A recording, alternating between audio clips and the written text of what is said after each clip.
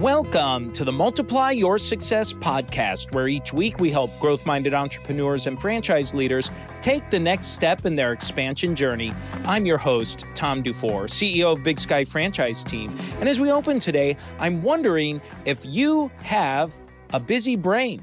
And maybe you're not sure what one is, but the name of it probably gives you a good sense of what it might mean.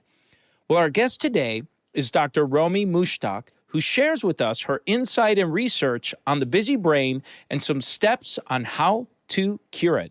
Now, Dr. Romie is a board-certified physician who brings together more than 2 decades of leadership in neurology, integrative medicine, and mindfulness. She's an award-winning speaker working with Fortune 500 companies, professional athletes, and global associations. Her brain shift programs improve mental health well-being and help to build a culture of wellness. Dr. Romie serves as Chief Wellness Officer for Great Wolf Resorts. Her expertise is featured in the national media such as NPR, NBC, TED Talks, and Forbes, and many others. Her first book, The Busy Brain Cure, was published by Harper Collins and released in January of this year.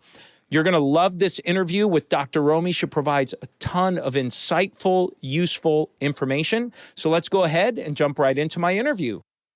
Hello, Tom. I'm Dr. Romie Mushtaq, or people know me as their homie, Dr. Romie. I am the CEO and founder of the Brain Shift Institute. Wonderful. Well, thank you so much for being here. And you have a book called Busy Brain Cure, talking about this idea of busy brain syndrome. So I'd love for you to talk a little bit about the book and give an overview for someone who hasn't had a chance to read it yet. Oh, thank you so much for having me. This is a culmination of over 20 years of both my life experience and researcher as a triple board certified doctor, bringing together neurology, integrative medicine, and mindfulness. And realizing that in today's post-pandemic world, where we're starting to have more open and honest conversations about mental well-being and mental health, we're missing the mark with stress and burnout. I am not here on this podcast, nor do when I speak at companies, to say, Tom, you just need to eat berries and breathe.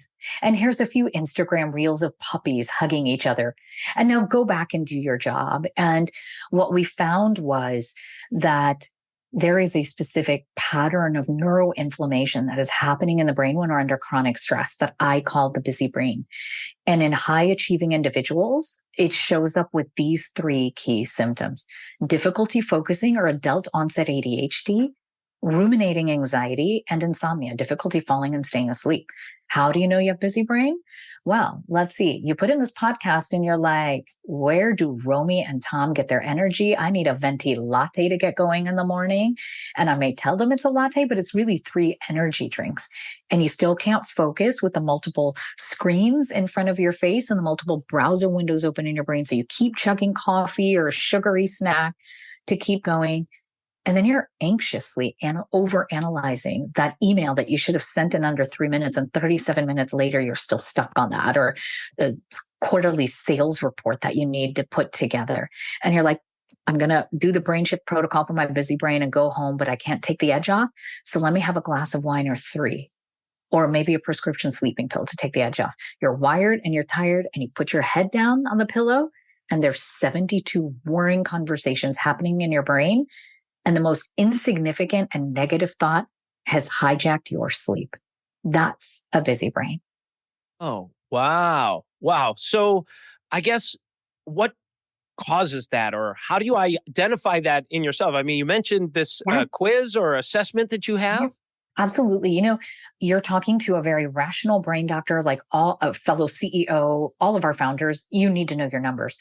We know our KPIs and our profit and loss statements, at least for the last quarter, if not last year. You know your credit score. Why should we not know our brain score? So we took a validated neuropsychology test and labeled it the busy brain test. And we were going into companies starting in 2020, and our research ended at 2022. 17,000 people took the busy brain test. High achieving individuals like you and I, Tom, all of your listeners.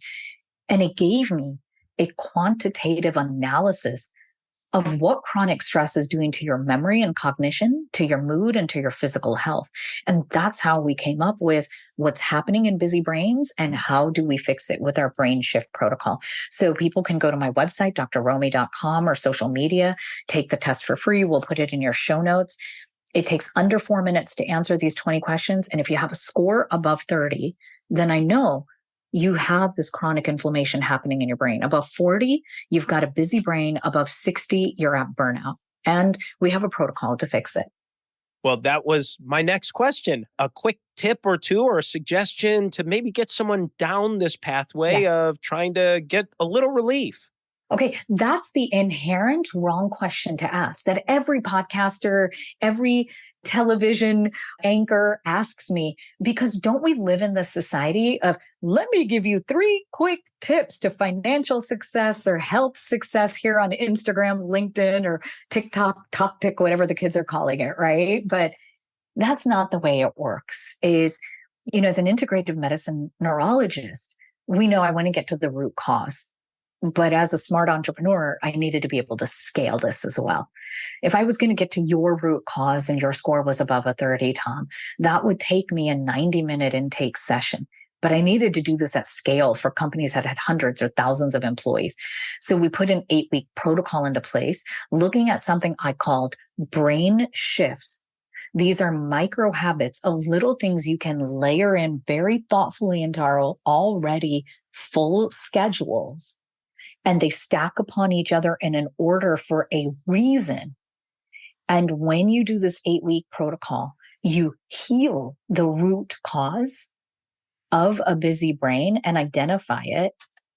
And we actually heal burnout. And your pattern, Tom, may look a little different than my pattern or somebody else's that's listening, but we can put everyone through this. And that so I wanted to give the preference to it and not skirt around your question. Like, tell me about the protocol, because we can go there next. But what are you thinking when I tell you that? Oh, I think it's fantastic. And I was hoping that it was not a fix this solution in 60 seconds and, a quick spend or a quick something like that. I can't imagine it's a quick fix that happens overnight. In all the experts you have in the world of business, entrepreneurship, all the different areas and health, I think no thought leader is going to come here with a quick fix. In my world, they're known as snake oil salesmen. Is that what they're known in your world as well? Yes, that's right. Yeah. What I would say the first step to do after you get your score and you get that uh-oh moment, it's above a 30, is I want to have a personal one-to-one moment with you. Something I wish someone had said to me when I had a busy brain. I am here not only because I'm a doctor and researcher in this area, but my journey started like many leaders I interface with is chronic stress can cause physical disease. Chronic stress can kill you. It almost killed me, Tom. And I'm a brain doctor. I should have known better. And what I want to say as a first step to anybody listening and why it was so important for you and I to talk today, because you have access to leaders. We're often the loneliest people, founders, C-suite executives. The medical data shows it. The Surgeon General is calling loneliness the next pandemic. I'm here to tell you, Tom and I are here for you in this moment between your ears. You are not alone. Your brain is not broken. Your mind is not a mess. And hope did not depart your soul. That would, to me, would be the first key step. Without maybe going into all the detail, but just part of your journey as you kind of went through this discovery to understanding and now to where you are today, what did that all look like? Thank you for asking that. I remember waking up in the hospital after having life-saving cardiothoracic surgery and thinking, good God, Tom, nothing I've learned in medical school has prepared me for this moment. I don't know what to do next. All I know is if I go back to my job, I'm going to end up in the hospital again and maybe not get through surgery. And that was that aha moment for me that said, what are people doing, healers around the world, that I didn't learn in medical school here? From mindfulness to Ayurveda and Reiki and traditional Chinese medicine. And what are the psychological habits we know are proven in Western medicine? That you don't have to go to a Chinese traditional medicine healer separately from a therapist and separately from an integrative medicine doctor and brain doctor to figure it out. How could I put it all easily scalable into one protocol for you? So this was like maybe a 4 to 5 year healing and learning journey for me to say, I, you know, dug out of my mess and my miss so that I can help you avoid yours. And so that first step is, I can't say it enough, is know your brain score. Because otherwise, Tom, isn't every listener, high achieving person listening to this podcast going to be, of course I'm busy. Of course I'm stressed out and burned out. Who isn't? Look at the data from the American Psychological Association. 82% of high achieving professionals in the United States relate. Okay. But I want you to know your brain score. That's step one. And then we can dig it a little bit more into the protocol where I think it's really important for some of your listeners. I love thinking about this from the perspective of the leader and helping them take care of the person tuning in, taking care of yourself.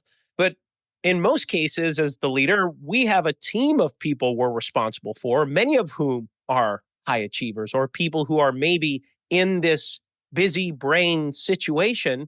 So how can we start to help our team? First of all, if you're thinking that, thank you for being a caring leader, because the mental health crisis in the United States and globally is stemming from the workplace. And we need to fix that. So that's key. The second step is, please don't just delegate it if your company is big enough off to HR and forget about it. This is, as a chief wellness officer, and this is my second company as a chief wellness officer, in order to succeed, it is every leader, like all hands on deck, we're going to fix this. The third thing I say for myself as a leader and for you, Tom, and anyone listening is, I need to fix my busy brain because, I'm responsible for the energy I bring into the room physically or virtually into a virtual meeting. And if I have a busy brain, that energy is contagious in a negative way to the people that I'm working with, no matter what tools and tips and therapy they have. And that translates to your bottom line of retention, employee engagement, productivity. So the step one is, again, what is my energy? And if my brain is dialed into busy brain, what am I doing to brain shift to come back to a station of a calm neutral to lead? The second step is I say, get comfortable with your uncomfortable data in your company. Many of the wellness apps that are out there are designed to give what I call fluff to the leaders. Some well-meaning junior HR executive is going to get the dashboard and hand it off to the C-suite. And they're going to be like, look, we're doing a good job. We spent $1.2 million on this wellness app and 3% of our population engaged, and it had a 10% physical impact. No, most of that is fluff and nonsense. I really want you to get out there on the ground as a leader and ask those difficult questions. What would make you, an employee, happier and healthier to be here at work? And listen and find a way to get that data in scalable action. It's part of what we do here at the BrainShift Institute. We go in and get the data that others miss. How can an organization start to measure if they were to implement something like this? Every good leader says, I'd love to, but I need to measure this to see, absolutely. Is it effective? Are we successful? How are we doing? How would you respond to that? Tom, one of the ways, we have a comprehensive data collection system we use when we go in for corporate wellness consulting, and other companies do too. One of the innovative things I feel proud that I did was using this busy brain test at scale. So people are going to take it individually, and you're going to notice I'm asking you poignant questions about physical pain, your appetite, about your sleep. Now imagine if we get 1,000 of your employees to take it. I now have a dashboard to give to your C-suite, to your HR, to say, here are the symptoms.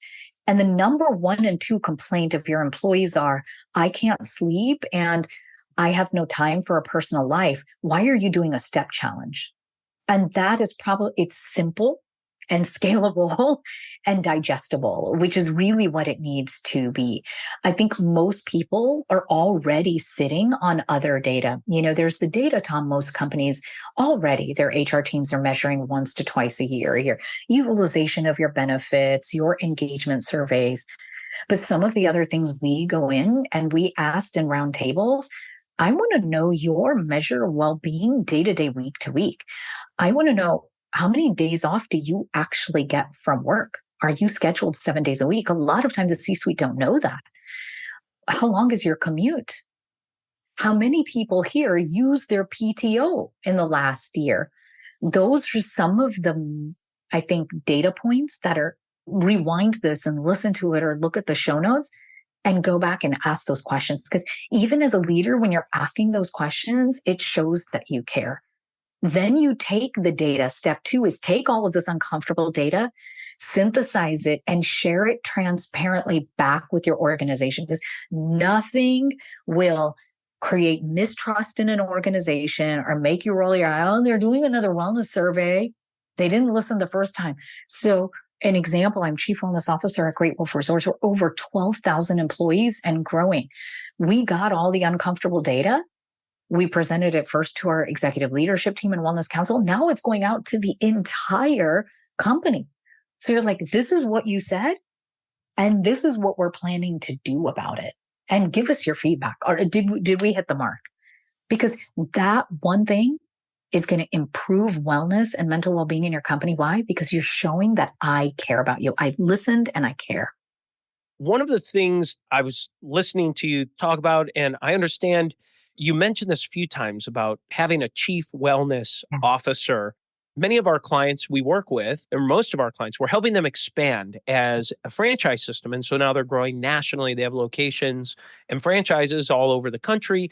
And things like this start to materialize where they'd say, oh, wow, we have resources now. We have a team. How would we integrate this into our system that is, let's say, decentralized with locations all over the place where our team doesn't necessarily all work together, or maybe a workplace today where it's mostly remote staff, not working in the same building together? How would you answer a question like that? And how would a wellness officer fit in that situation? I think the chief wellness officer is the role, not of the future, but of today, Tom. And I'm not saying it just because I'm one. I was one of the first physician chief wellness officers named in 2018. Pre-pandemic, I had a visionary CEO who thought of that. About 300 to 400 companies have someone in my role, whether they call it chief well-being officer, chief wellness officer, chief health officer. 10% of us are medical doctors or PhD doctors. I'm an MD. 90% are very senior HR executives that have medical personnel, organizational psychologists helping. So this isn't my wish. So I'm trying to think of a favorite franchise. And right now I thought of Core Power Yoga as one of the franchisees that just came to my mind. Or is Cold Stone Creamery, my godson's is that a franchise as well? So I would tell you, as the franchisee owner or owner of several locations, I want you to ask your people about their wellness, because it's going to depend on your demographic of who's working for you. It's different across franchises in your location. But to me, this is the corporate responsibility of Core Power Yoga or Cold Stone Creamery. So for you, Tom, I want to get into their leadership meetings and say, here is a brand standard we have at Cold Stone Creamery Ice Cream. We have a chief wellness officer that has these recommendations to roll out across franchises. It can be done. My first role, I was a chief wellness officer for a hospitality management company. We had over 125 hotels all across the United States and Canada. We had over 70% adaptation of our mindfulness and wellness programs. That's unheard of across the industry. When you put a wellness app out or a benefit, most people have 3% engagement. And this is why I get called all the time. People are like, how are you doing this? So I want to see the corporate headquarters of all these franchisee models doing this. And listen, just because you're a health and wellness brand, like Core Power Yoga, I keep picking on them, but what are some of the other health and wellness? Hand and Stone massage? Sure, Hand and Stone, right? Yeah. And please give us more examples as you're listening to the podcast. Tag Tom and I in your social media. I would tell them the same thing. Just because you deliver a healthy and well experience to your clients, are you taking care of your employees first? Dr. Romie, this is a great time in the show where we like to make a transition, and we ask every guest the same 4 questions before they go. And the first question we ask is, have you had a miss or two on your journey and something you learned from it? I think I already shared my miss, Tom. And people expect to hear a business lesson or something like that. My miss was that I was wearing stress as a badge of honor and pushing myself to the edge of burnout, thinking my colleagues are all sleep deprived. I should be too. And that nearly killed me. Your business and your bottom line is only as strong as your brain and your physical health. That was my miss. Not only did it nearly cost my life, but let's talk numbers. I was an intrapreneur, I believe the term is, when I was practicing medicine inside academic medicine. I had seen a need to create a comprehensive women with epilepsy program. We were doing cutting edge research that was being shared nationally. And I had created a multi-million-dollar revenue stream inside the Department of Neurology that had not previously existed. And back in those days, Tom, neurology was not a moneymaker. Okay. So immediately when I'm out for the count, I didn't have a succession plan. I was in my young 30s. There was no one to take over this brain power and the training that I had in this unique discipline. That multi-million-dollar revenue stream collapsed. And that can happen in anybody's franchise. You hear about it all the time of a partner having to take over a franchise because the owner got sick or passed away. So that was my biggest miss. That's why I wrote this book, 8-Week Step, for you to avoid your miss and your mess. Well, let's look at the other side. Let's talk about a make or two or a highlight you'd like to share. I feel so thankful at this point in my career. And I want to say my make is that I looked where the problem was in integrative medicine and the innovative solutions to heal burnout. And it was only accessible to the top 1% of the 1%. You pay $5,000 to $10,000 to $15,000 to see a doctor like me individually and get treatment. And I went to corporate partners and did the research and partnered, found willing partners. So the ability to partner with people who bought into this visionary idea. They had heard me speak and said, yes, we want to help our employees, and was able to create a model that is simple, affordable, and scalable to do inside companies with the 8-week brain shift protocol. And the lab slip that's inside is covered by most US insurance carriers. So this isn't one of these specialty labs that my colleagues in integrative functional medicine send you for that can cost thousands of dollars. And it's covered by insurance. And I want to share that make. I think this is one of the many reasons why this is a USA Today Amazon best-selling book, and I believe in it. So I hope that counts as a make. I feel really proud that I was able to deconstruct something very complex and expensive and make it simple and scalable and affordable. Where can they get a copy of the book? Make sure we get a plug in for that. The Busy Brain Cure is on sale anywhere in the United States and globally. Books are sold. It's in 8 additional languages. So Amazon, Barnes & Noble's, Kindle, Audible, available in traditional standing bookstores, which I think we need more of in libraries in the world as well. And you can take the Busy Brain test and get your brain score for free at drromie.com on our social media. And we'll put a link here in the show notes for y'all. Excellent. Thank you so much. Thank you. Well, let's talk about a multiplier. The name of the show is Multiply Your Success. So have you used a multiplier to grow yourself personally, professionally, any of the organizations you've been a part of? Yeah. I want to talk about how you scale wellness, to go back to that franchisee model and how people ask us how we did it. It wasn't me as the lone chief wellness officer. The multiplier was training brand ambassadors, well-being ambassadors. At Evolution Hospitality, we call them the Evo Mindful Guides. They are going to be known as our PAC Wellness Ambassadors here at Great Wolf Resorts, where I'm the chief wellness officer. That is getting employees who are already saying, I want to be a part of the solution. I want access to a chief wellness officer to improve my health. And you get buy-in. And the movement isn't about me or you as a leader. It's about us inspiring. And the movement is about the people. And that's how you scale the movement inside the company. And it also needs to have complete and total buy-in from your entire C-suite. But that would be the secret to success I want to give you. And I think that model can be used over and over throughout your company. But of course, I, as a doctor and chief wellness officer, want you to take care of the mental well-being and mental health of your employees. So use wellness ambassadors. And I think that would work beautifully across the franchisee model. Thank you, Dr. Romie. And the final question we ask every guest is, what does success mean to you? I found this poem in a book in the public library when I was in the 5th grade. And I think it was a universal sign that I discovered Ralph Waldo Emerson and his very famous poem on success. And this one line has stayed with me since childhood. I felt like it was an angel whisper. To know that even one life has breathed easier because you have lived, this is to have succeeded. So every night, instead of allowing a busy brain, because I still get it sometimes, to hijack my mind, I sit as a leader and think, who was that person that breathed easier today because I lived? And was I of service today? And if I wasn't, how can I do better tomorrow? Wonderful. Wonderful. Wow. It's a great poem. It's one probably most people who listen to this have heard or are familiar with. But to find that in fifth grade and to have that stick with you, that's remarkable. Well, Dr. Romie, as we bring this to a close, is there anything you were maybe hoping to share or get across that you haven't had a chance to yet? I want to thank every leader for sticking to the end. There was something Tom and I talked about today that resonated with you. And I just really want you to know, if you have a busy brain or burnout, you're not alone. And if you're worried about what to say to your employees, it's as simple as this. It's to say, Tom, hi, it's me, Romie. I care about you and I'm here. I care and I am here. I care and I am here. And that is what the world needs more of today, and be that leader. Dr. Romie, thank you so much for a fantastic interview. And let's go ahead and jump into today's 3 key takeaways. So takeaway number 1 is when she talked about the 3 symptoms of the busy brain.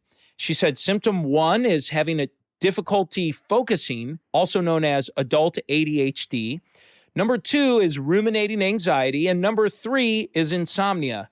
And if you have all 3 of these or some variation of that, it might be an indicator that you have busy brain. So then that leads us to step 2, which are some protocols if you have busy brain. She said, step 1 is to know your brain score and have your team to know their brain score too. So she has that free brain score test and assessment that she offers on her website. We have that listed in the show notes. Step 2 is to get comfortable with your data. And step 3 is to understand what would make you happier and healthier at work. What does that actually look like?